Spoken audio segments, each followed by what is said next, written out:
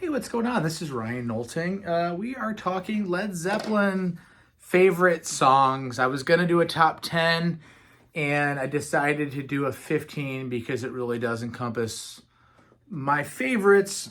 And I'm going to have some honorable mentions. Let me give a little bit of a backstory. I mean, Zeppelin's been there for me since the beginning. In high school, just really sunk my teeth into the catalog. There was always that, rumor that they were going to get back together. In 1985, they did perform at Live Aid with Phil Collins and Chester Thompson on drums. And then in 88, they did the Atlantic Records 40th with Jason Bonham. Of course, Page and Plant toured. I saw them 3 times on that tour in 95 and 98. And in 2007, they did the Celebration Day concert at the O2 in London, which is fantastic. I'm going to rank my top 15 songs. Again, this was a lot of fun to do because this catalog is so good. And there's so much. I could easily do a top 40. There's that much great material, of course. Coming in at number 15 off the first album, Dazed and Confused. It's so unique. With the bow in the middle, Plant's vocal. I mean, on that whole first album. By the way, I love that first album. How raw it is. And Plant's vocal at 20 years old or 19. I mean, it's just incredible. Coming in at 14, the first song that leads off their third album, the Immigrant Song. I mean, it's a short little. Is it even 3 minutes long? But it is so intense with the iconic wail at the beginning and just that crushing guitar and the Vikings going across the land, and just, it's so cool. Coming in at 13, When the Levee Breaks.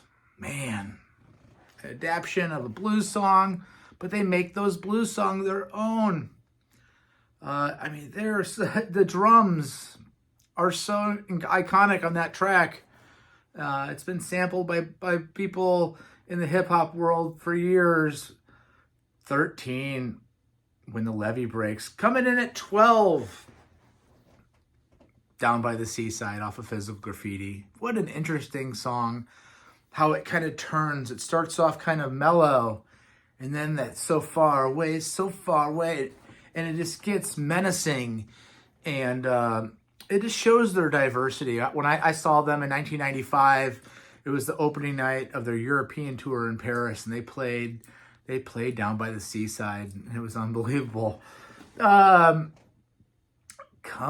in at 11, and I love this from the Song Remains the Same live album, and it's mellower than some of the other songs on my list, but I love the Rain song off of Houses of the Holy.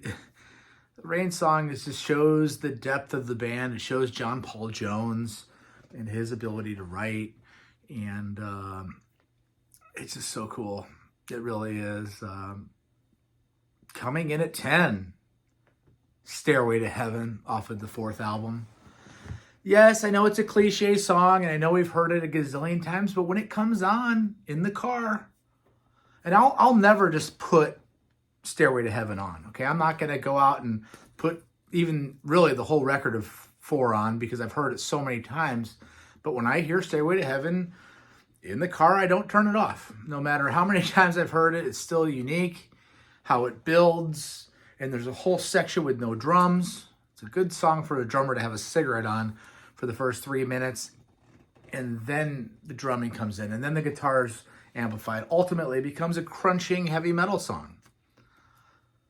Stairway to Heaven comes in 10.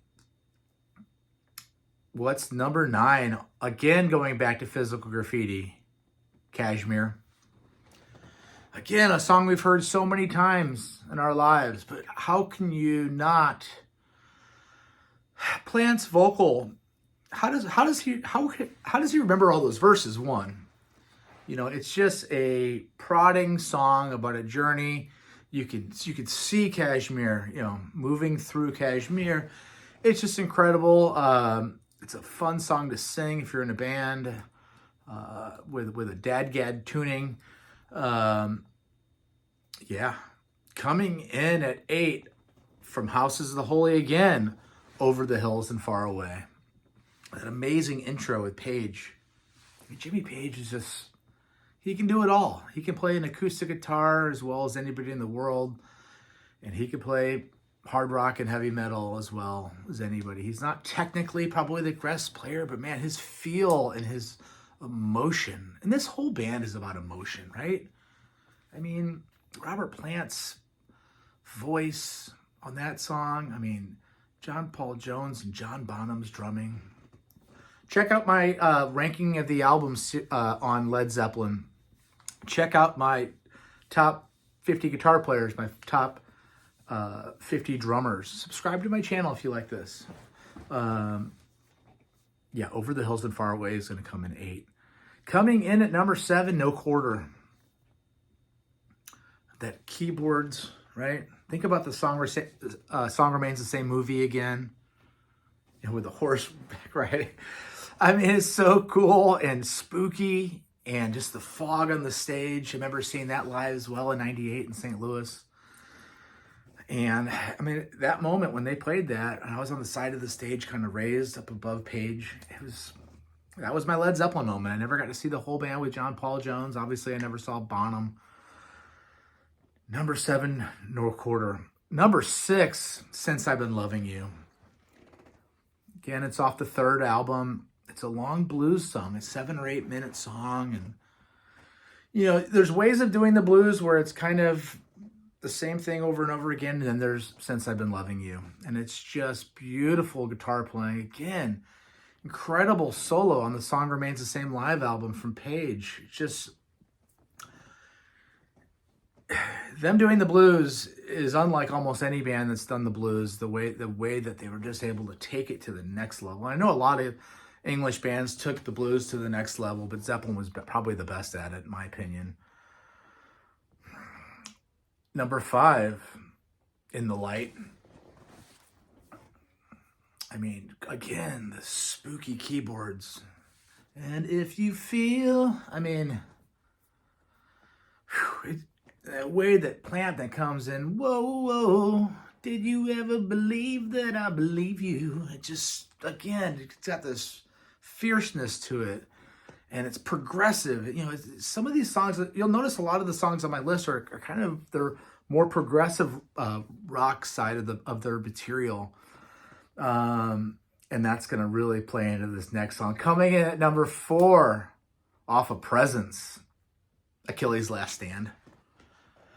I mean, what more needs to be said? It's just a long journey that you're not even sure. Even when you listen to it to this day and you've heard it 150 times, I mean, it just takes you on a journey.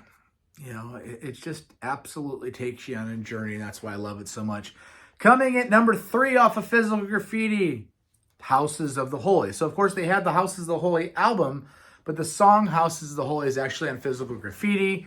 It's incredible. It's just powerful rock. It's high energy.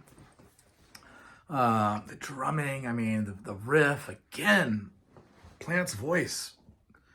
I mean, is there a band, pound per pound, better from one instrument to the next? You got an iconic Golden God vocalist. You got the most iconic, arguably, guitar player. You got, I think, the best drummer ever. Check out my 50 drummers list. Subscribe to this channel. And then you got John Paul Jones, who can play keys. He can play bass. He can do other types of instruments. He can play mandolin. I mean, he's incredible. Houses of the Holy comes in 3. My number 2, also off of Physical Graffiti, is 10 Years Gone. You know, On the Wings of Maybe. I mean, just the lyrics that Plant. I mean, you know,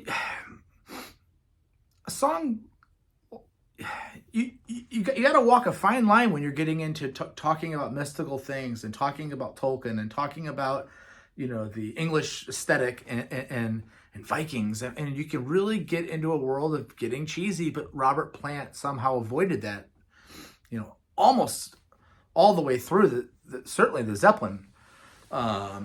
He's an incredible vocalist. The song is just another long march. 10 Years Gone is my number 2.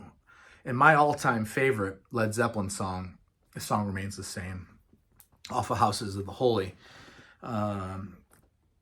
Just the way that it starts, da-da-da-da-da. And by the time, that riff goes, when Bonham comes in and just launches that, I have goosebumps thinking about it right now. I remember in Memphis seeing them in '95. It was the spring tour. It was one of the first shows. I think the tour started off in Pensacola, and we never thought this was going to happen. If you guys that remember, when Page and Plant got together with Michael Lee on drums and Pearl Thompson on second guitar, and I can't think of the bass player right now. I want to say Tony Franklin, but I don't think it is. It's not. It was unbelievable. It was a dream come true. And they were still in fine form. I mean, Page still had the long dark hair and Plant had his mane. I was getting beers. I had one in each hand, and all of a sudden, as I entered the back of the floor, and I was running, and it was in such a perfect symmetry that as I was running, the beer was rising out of my glass, but yet landing right back in. And I could just feel little trickles on my hands, and I've never really lost any beer. It was just an amazing feeling. I felt like my feet weren't even touching the ground. I know that sounds terribly cheesy. Song remains the same as my favorite Led Zeppelin song. Let's go through some honorable mentions, because I have to hit on some of these. The Rover, just menacing power rock off of Physical Graffiti. Same thing with Wonton Song. They opened that '95 tour every night with Wonton Song. Unbelievable. Bring It On Home off of 2. Communication Breakdown off of 1. Babe, I'm Gonna Leave You. I mean, how cool of a vocal is that off of 1? Tangerine off of 3. Just incredible. All of My Love off of In Through the Outdoor. Such a touching tribute to his son, Carrick, who had passed away a couple years earlier. Cara Salambra off of Physical Graffiti. Off of In Through the Outdoor. What a great progressive rock song that is off of In Through the Outdoor. For Your Life off of Presence.